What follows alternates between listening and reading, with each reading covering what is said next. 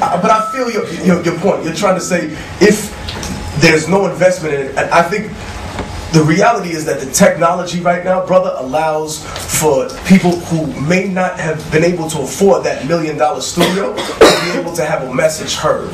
And being that Pro Tools can be jacked off the internet, and that, you know, basically as long as you have a room where you could throw some bounty towels up and grab some piece of shit mic, you could really come up with something that is similar in quality to what other people are doing, as long as the mix down could be done correctly. And I think that creates a market which is so much more competitive, because it does something in which that the majors used to pay money to destroy. In the same way that, you know, car companies bought the rights to the electric car back in the day. It's the same reason that people want to take competitive products out of the marketplace. Because if there's a rapper who's talking about something that no one else is, or there's someone who has a unique style to where they make other rappers look stupid when they rhyme. You know, back in the day, the strategy of record labels was to sign these people very quickly, and then to put them on the shelf for years. It happened in America, and I know it happened here in England too, because I've personally met rappers from out here that are real nice, that I'm like, yo, you know what, these people were given a raw deal in the very beginning because they endangered the flow. But now you can circumvent that by saying, okay, I'll make my own music and I'll promote it through the internet, or I'll promote it through the street, or I'll promote it through the mixtapes, or whatever it may be, and it's right up there with everybody else's music. So you have a direct competition with someone who is paying millions of dollars out the ass, or getting economically raped by their own label to have their voice out there. So I think that in that respect, the playing field has become more level to allow independent artists to have a voice of their own. The only difference is that now every independent artist is being brought up by the majors because they anticipated that in the beginning.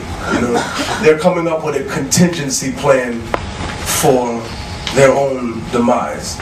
So now it's just up to me and anyone else out there with the soul or the real heart of hip-hop that runs in their veins to be out there to say, you know what, we're going to continue doing this, and we don't need your permission or your blessing to do what the fuck we want to do. And if you don't like that, you're welcome to kill yourself.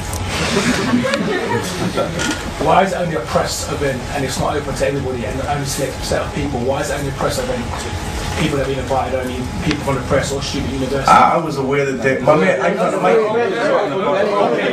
That's not true, dude. I'm from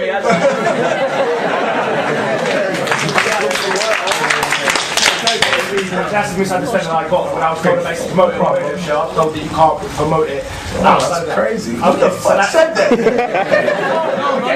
That's just been all over forums and everything. Yeah. Okay, well that's what I was told, so that's fine. Okay, so, next question, what do you do apart from performing? Because I know a lot of people tell me you works in schools, apart from you being a performing artist. Specific things? Yeah. Sure. Well, some of the most recent projects I was involved in was some work with the South Central Farm, which was a collective of farmers that came from Mexico and from indigenous communities up and were granted a piece of land, right? And this opened my eyes to land right issues that are going on all around the world, whether it's in Africa or Central America or the Caribbean. And it gave me a clear understanding of an immigration crisis as well, because people were talking for their immigration status in America. So besides the South Central Farm, I was also involved with working with a group called SJP in the United States, which is Students for Justice in Palestine. And we raised well over $10,000 for a children's hospital in Ramallah, which I felt was incredibly important, because even though we were being demonized by the press, even though they were out there saying, oh, you guys are funding terrorism, by what? By keeping 4-year-old children alive? We're funding terrorism? Every opportunity that they take, the devil is going to throw something at me, and that's fine. I recently was working with a group called Omaid International, and we're not ready to announce it, but we have the plans in work to build an orphanage in Afghanistan, near Kabul, for the children that are victims of the war, as we put it. Because in this country, there's a very different understanding of what homelessness is. You know, in America or England, if there's a homeless child on the street, you see a homeless motherfucker here and there, but you see a homeless child on the street, and you know that CPS, or the equivalent of that here in London, is coming to get that child. That somewhere at some point they might not be in the best place, but they'll be in some sort of foster care or in the charge of the authorities. But in a country like Afghanistan, or a country like Iraq, or a country that doesn't have a specific structure because it's been overthrown, that child is going to be kidnapped and sold into slavery, into the sex trade. You know what I mean? Something horrible and disgusting, and it's going to be supported by rich white businessmen that come from countries like this. Sure. And I think that in order to get past that, that's one of the things I wanted to focus on. And besides that, I own a large piece of land that I'm developing for collective farming in Latin America. So there are several different projects that I work on, brother. But I think that that's also what contributes to me taking so long to put out music as well. You know, it's been 4 years. I know some of y'all motherfuckers in this room is mad. You know, there's a lot of things that I do now, but more importantly, brother, there's a lot more things I would like to do. There's a lot more people I would like to reach out to from different communities, not just the Middle Eastern community and the Latin American community, but now much more so to the African community, because I'm getting in touch with a lot more people from West Africa, from Nigeria, from all sorts of places that are explaining to me, listen, you know, let me tell you what's going on in my hood, in my native country. You know, not to discredit that no one else has drama in their side of the world, but more to say, hey, you know, Technique, we know you listen. So, you know, is there a book I can give you? Is something I'm more than happy to build with those people.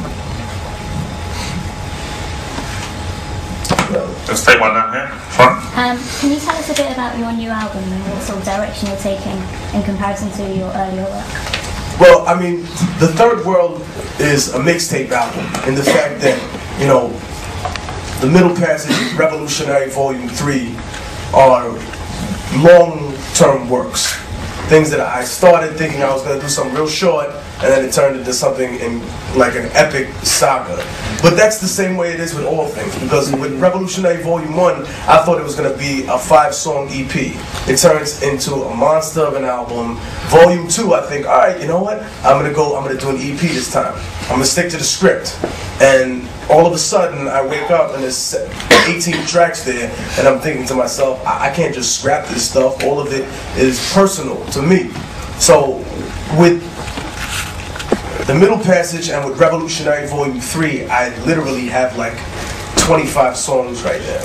And then I had songs that Green Lantern was coming to me with beats, and he was saying, yo, I just give you tracks, whatever. And my man Southpaw at the time came to me with just straight beats. And although they were incredibly powerful songs, they didn't match the conceptuality of what I wanted to put out for Volume 3.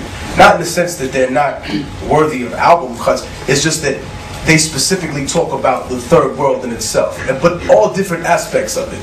For example, we were talking about gentrification on the song The Harlem Renaissance, which talks about how the hood's being taken over, how the whole place was redline districted, meaning that the bank wouldn't mortgage a loan, and it so happily coincides that all the places that are redline districted are areas where Black and Latino people live. So everywhere else is great and ripe for investment, but where we live is so fucked up that that's why nobody owns their homes, and that's why large $1 million developers can come in, buy everybody out, raise the rent 400%, have people in the street, they kick them into a suburban ghetto and then pull it back. And I explain to people, these are completely relatable to somewhere where there's an example of people getting thrown out of their land, like, for example, in Palestine. Or if we talk about economic ethnic cleansing, well, what about ethnic cleansing in Bosnia? Isn't it, you're doing something very similar, but in an economic way to what other people want to do, but you're getting the same results because you want a specific type of demographic of people removed so you can replace them with what it is. It's a way to circumvent democracy. And that's no stranger to anybody who grew up in this country, because democracy is not the all-and perfect solution to the problem. You know, when Northern Ireland wanted to vote for its freedom, they said, sure, we'll give you democracy. And then what they do? They rip people out from Northern Ireland, move people from the home island over there, redistricted it, and said, vote now. And they got the fucking results they wanted, which is to keep those people there and to keep them economically subservient to whatever they want to do.